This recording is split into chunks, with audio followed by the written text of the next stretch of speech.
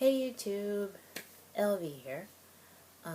As from the title, we're going to review Utada's Exodus. I thought reviewing this album was appropriate because literally all day I've been listening to this album non-stop. Like from morning till now, I've been listening to nothing else but this album. And I guess I thought, why not just review it since I've been listening to it all day. So today we are going to hear my thoughts on Exodus. I will admit in the beginning I had a strong dislike for this album. It really, when this album first came out, I hated this album, oh my god. But I guess over the years it's grown on me. So I guess I can now say I love it. Not love is too strong. Like it. It's not perfect, but there are some gems on it. And I've come to appreciate this album. So let's see what let's see what my thoughts are today. Let's get started. Okay. The first is the opening.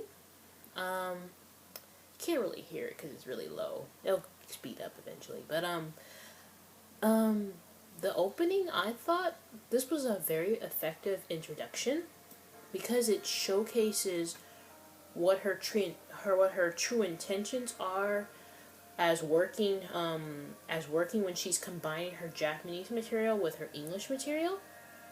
It has this really ethereal sound to it that's really gorgeous to listen to. And then when her vocals seep through, they have this irresistible quality to them. I really like how her vocals sound right here. They're not too rushed or they're not too slow. They're really perfect right here.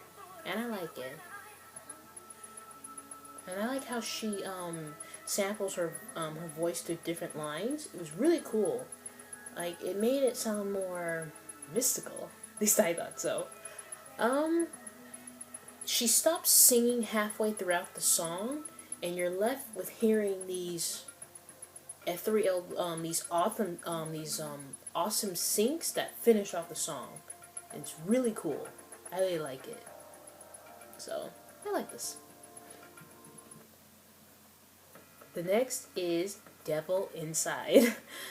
I really like this song. It's dark, crazy, and twisted. And it sounds like nothing she's ever done before, and, well, I don't think I never know, she can head back to this type of style, but it starts with these thumping drums, with these 4-biting syncs, and I really like the lyrics to this, because she's singing about how she's not the woman everyone thinks she is, and that there is a darker side to her, and I thought that was really intriguing, because, in a way, that's true. We don't know this dark side of her. We're only used to the, I guess, the image of her we see on TV. Her vocals here are quite deep, which aids the dark atmosphere of this song. So this is a very good song. I really like this song. Inside, okay, the next song is Exodus 04. This tune, it had more of a, what's that term? Like a Eastern sound to it. But you can still hear those, that R&B feel to it, since I know this song was co-produced by, Timberland. The lyrics here were, as usual, flawless, and her vocals, they're, well, not here, but when she gets to the chorus, they're a bit higher than usual, and the chorus, right here too, but the chorus of this song, it's really amazing, since you get to hear that, lovely piano. I really like this song. It's a really unique track, and the lyrics to this, like I said, they're really unique, and I like them. I like this song. Okay, the next song is The Workout. This song is trashy as fuck.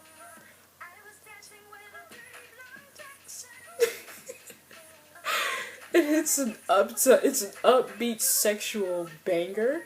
The song emphasizes heavy syncs, and Hikaru's vocals are very playful, almost flirty, if I had to find right word to describe it. This song is very suggestive. It's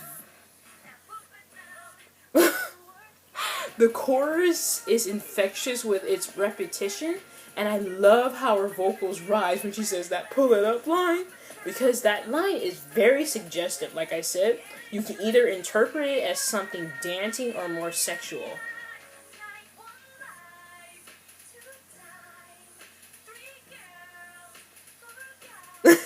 I really like that countdown she does to this song. It's really cool. The song's really fun. I really like it. This song has very humorous lyrics. I laughed when I first heard this song. I said, "Amen, in I come in, rediscovering the truth of Tutankhamun." Oh my gosh, I freaking laughed when I heard this song in the beginning because it's really fun and I like it, but it's still trashy as fuck. But it's a really good song, and I really like this song, despite how suggestive it is. So, I don't care. I like it. Okay. The next song is Easy Breezy. I understand that this song was supposed to be a fun, carefree song, but I really don't like this song. I never have. The first moment I heard, when I first heard this, I was like, ew. And I guess now, like, 3 years later, it's still ew. So, her vocals here are quite high, especially when it reaches the chorus, and for some reason, it just does not sound right in this song. The song is also quite repetitive, which that can be a bad thing since this doesn't really offer much other than those horrid chorus lines. You're easy breezy and I'm Japanesey. No, it does not sound right. I know some people do like this song, but Okay, the next song is Tippy Toe. Within this song, she tackles a subject that's rarely explored by female pop singers. In this song, the lyrics are talking about a female who's having an affair with a married man. From the start, you get to hear these groovy and funky syncs that head right into this fast-paced chorus that's sung with high vocals. Like, she's singing with really high vocals in this song. And, although it's a nice song, I can't help but get irritated every time I hear this song. Like, it's not because I hate this song. It's not that at all. It's just, I don't, like, as me as a person, I don't like the concepts of people cheating while they're in a relationship. It just pisses me off. Because I feel if you're not happy with the person you're with, break up with them. Or whatever. You don't have to cheat. And I've comforted too many people who've been cheated on, and it's just, the concept just makes me angry. If you're not happy with the person you're with, just break up, or whatever. Why cheat? But, other than that, it's a nice song. I just can't enjoy it all that much because I always get irritated with this song, because I know Utada is not intentionally trying to do that, but it's just, I just get irritated. It's just but I do like this song. It's a good song. Okay, the next song is Hotel Lobby. Again, she talks about another subject that's hardly explored by female singers, which is prostitution. To me, this is the best song. This is one of the best songs on this album. It begins with this long introduction of light and breezy syncs that are absolutely brilliant to me. And the arrangement was seriously breathtaking, and it captivates you instantly, because when I first heard this, I was just like, what is this? Like, I really like this. Like, the lyrics here were very exceptional, because, I don't know, for some reason, I have never thought, I mean, I knew prostitution was there, but I never really thought about it like this. And this song seriously gave me, like, a idea of it. It gave me, like, how can I say, like, an opportunity to see that, it's there. Her vocals here were, driving with perfection. I really like this. And I've noticed, I'm not sure if it's just me, I noticed within the verses, she's singing this in the third person perspective. Because within this part right here, she's singing in a third person perspective, while the chorus is in a first person perspective. Like, I noticed that with this song, because when I've listened to the song numerous times, like, I can't even count. But that's what I've noticed, like, the verses are in third person while the chorus is in first person. But I thought that was brilliant. And as always, the verses are super catchy, and the constant repetition of money is pure genius, since it's it discusses the concept of prostitution perfectly. So this was a really good song, even though it talks about it like a depressing topic. It's a really good song. I really like this song. It's one of my favorite songs off this album. Okay, the next song is Amito. Ugh, sorry for my bad English. Every time I listen to this song, I really just think, because I do know this song was a personal song for Hikaru, that focused, like, in the beginning, it focuses on nothing but her career as a singer. The song itself is quirky in the verses, that bounce along with the syncs. Despite my confusion with some of the verses, I still like this song because it's a song with an outer space feeling that has a hint of sorrowness implying within this song. Like, it's a really good song. I do like that with it. Although, like I said before, some of the lyrics here confuse me. But then again, I guess they were meant to, because this song is not for me to understand. Nobody, really, but Hikaru. Because this is a personal song for Hikaru. So some of the lines she said doesn't make sense to me, and I'm pretty sure other fans probably feel that way too. Because this song is about her. So, of course it's not going to be meant to understand, because only she will understand why she put that, or why she wrote that, so. Okay. The next song is the crossover interlude. And let me wait for it to. Sorry, it's like really low. But this has the same lyrics as the opening, but the music's different. This version is a lot livelier. It's a lot more lively, and it's upbeat with the clapping and the thumping beats. The song still keeps this slight ethereal feel, and that remains mystical with its upbeat arrangement. I don't know, for some reason I like this version better. I don't know why, I like this one. So, yeah. Okay. The next one is KREMLIN, Dusk. It has left to be one of the most creative songs I have ever heard. Because when I first heard this, it starts off as a ballad with its dark and mesmerizing syncs.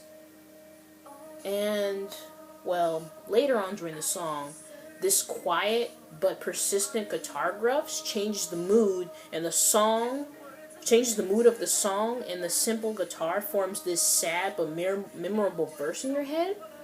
her vocals here are are gorgeous, especially when the song breaks into its emotional peak in the end.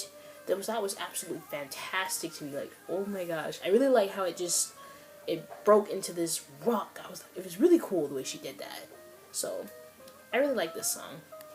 Although I will admit, I mean, her vocals are gorgeous, but there are some notes I guess she does that I don't like. But other than that, her vocals sound flawless, so good job.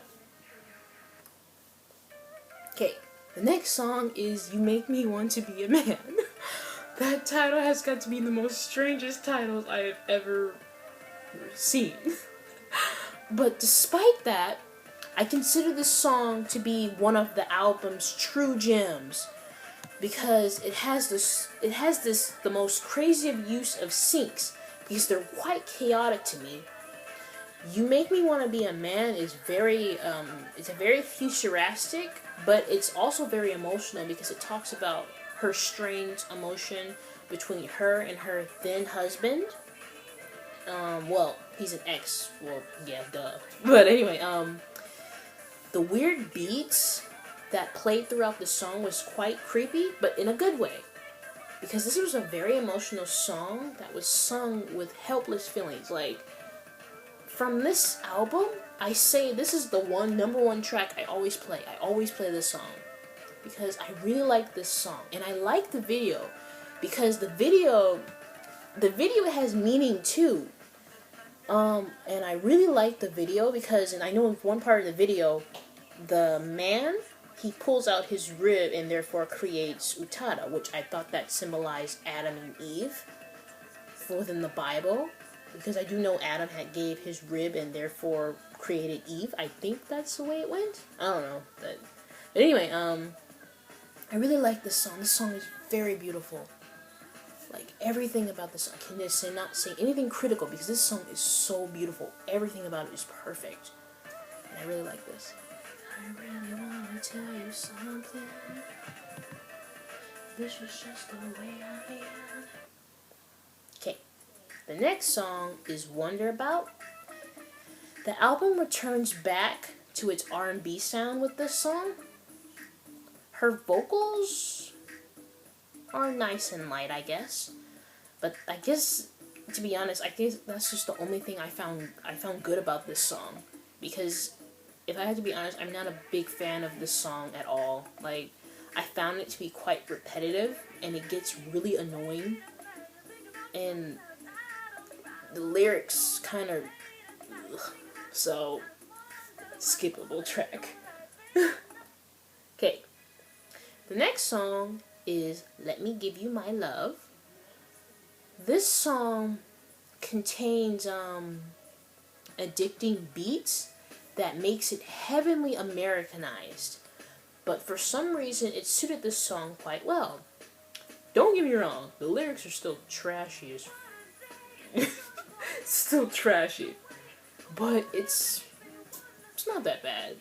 I listened to this in the I really like the chorus to this. Hurry up, baby, let me give you my love. I really like the chorus. The chorus is really cool. I really like this song. I really like this song. As I said like 50 million times already, but...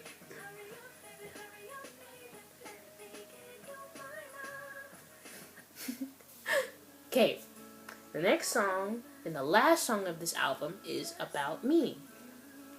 This song lacked any essence of the electronic influence that this album really started with. This was the only ballad of the album since the arrangements composed of these acoustic instruments. The feel of this song is quite interesting, and her vocals here, they're powerful and they're raw. And the lyrics are so easy to relate to. I find myself doing some of these things she's saying quite often. Like, this was a song with remarkable arrangements, I'm sorry. This was a perfect way to end this weird album. But I really do like this song. But I really like this song. It's really good. Okay, so that was it for Exodus. As I said in the beginning, I wasn't the biggest fan of this album when it first came out. In fact, if I had to be honest, I hated it. I hated the mere concept about it. Everything about it, minus the three singles. I hated Easy Breezy. All the other singles were fine, but minus the three singles she released were so dull that I in the beginning I didn't even bother to give this a chance, because the songs, they were so different from the style I was used to from Hikaru. This was more hip hop than anything I've heard from that time. So what threw me off about this album was the sudden change from her original style, which that caused my distaste immediately, because although yes, I do know artists change, and I do know that's fine, because that's the point of being an artist. It's you grow and you change. But I wasn't expecting her to do it so soon. So yeah. So this was just like thrust on you, and it was just like it turned me off from listening to it immediately. But as the years went by, it slowly began to grow on me. The lyrics are trashy. I admit they're trashy. I'm not even gonna defend that they're trashy. But when listening to the songs in a different mindset, I was able to enjoy them a lot more. Because over time, I grew fond of the beat and tempo of these songs, and the arrangements she portrayed within these tracks were very well done, which was a plus to this complicated album. So, the lyrics were some of them were trashy, but there were some lyrics here that I found really interesting that she wrote about. I like the concept of she writes about a woman in an affair. She writes about a prostitute. She writes about her journey from the USA to Japan and vice versa. And it was really interesting to hear these type of lyrics from her. And of course the other ones too. But even though Exodus is not, it has a different sound than what I'm used to from her, I can still say it's full of refreshing sounds and pleasant beats with humorous lyrics and vocals. Because some of the vocals, oh my god, some of the lyrics she said, it was so funny on this album, like really. So I'm really glad, despite my rough beginning with this, that I picked this album up and gave it a try. So that much is enough for me. So here is Exodus, and here I bought this at where did I buy this? I think I bought it at Best Buy, I believe. Because I was in Best Buy, I was buying something, and I guess I saw this. Woo! So I remember when I first saw it, I was just like, do I really want to buy this? But, because I remember I hated this album at the time. But I was just like, you know what? F it, I'll get it. So I got it.